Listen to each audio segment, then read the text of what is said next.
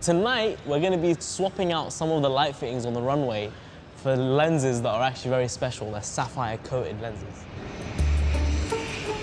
On the airfield, there are over 11,000 lights guiding pilots with their passengers safely into Heathrow. But as flights increase, the runway is seeing more action, so their lights have got to be kept extra sparkly. When a plane's about to take off from the runway, the jet blast coming out of the back of the engines travels at about 300 miles an hour. And if you get any particulates that hit the glass on the lights, they damage them. Now, after a while, those damaged lenses don't perform as well. So by changing them to sapphire, we make those lights last longer. Sapphires are second only to diamonds for toughness and brilliance, but they're much easier to manufacture and still offer incredible levels of scratch resistance. Just ask watchmakers like Rolex and Omega.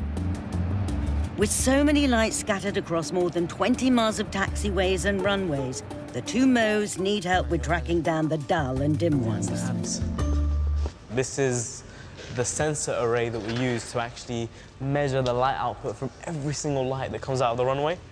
Every light is creating a beam, and as this sensor drives over that light, every single one of these sensors is going to collect how much light is coming out of that, and then it comes up with a measurement. It's like, well, this light is producing this much candela, we call it, the actual light output, and then we actually use that to say, is this light bright enough? What did you say? We did it at the same time? The doors closed at exactly the same time. With everything ready their end, the Mo's just have to wait for today's last plane to depart. Yeah, field S is works 8. We're just holding at substation 6 and then November 1 to go into the Southern.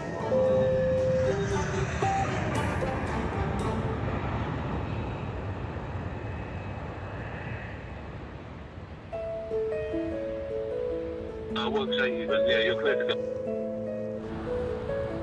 Tower works 8.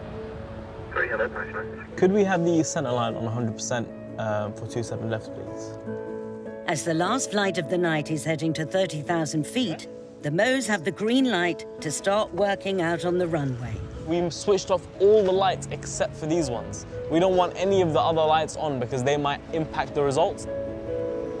At over 2 miles long, the southern runway is the second longest in the UK, only to its sibling, the north runway.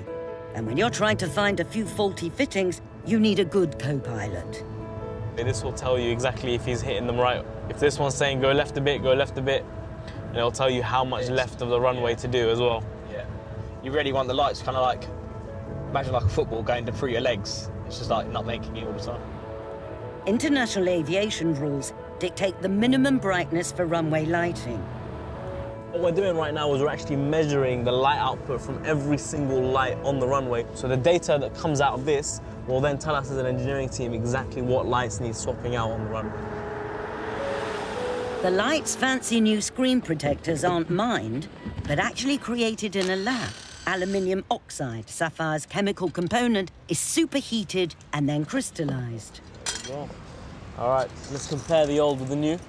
So you can tell straight away. If you look at these old lenses, you can see all the damage on there. They're not as good as they could be, and then take a look at this. These ones, they're so hard, they're so tough, that they can be on here for years and they won't get damaged as those would.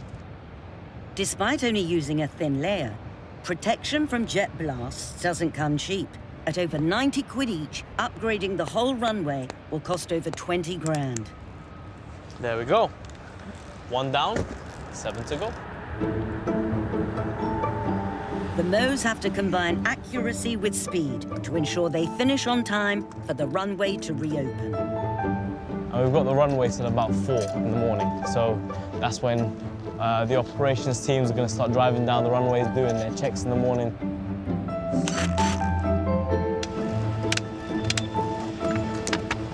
The next one's literally just the next one down.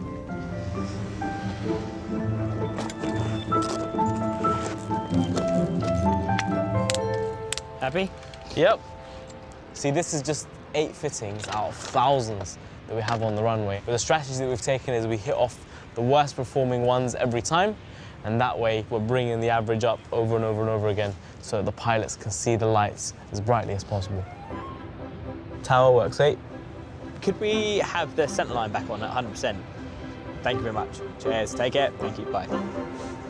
Just come off the runway and we're taking a look at the results. One of the lights that we changed, L8211.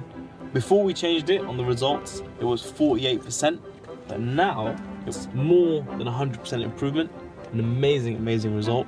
And that is the same for all the lights that we changed on the runways. And not many airports in the world would go to this length just to make sure that their runways are always sparkling and shining the way that we want to. Well, Heathrow is the jewel in Britain's aviation crown.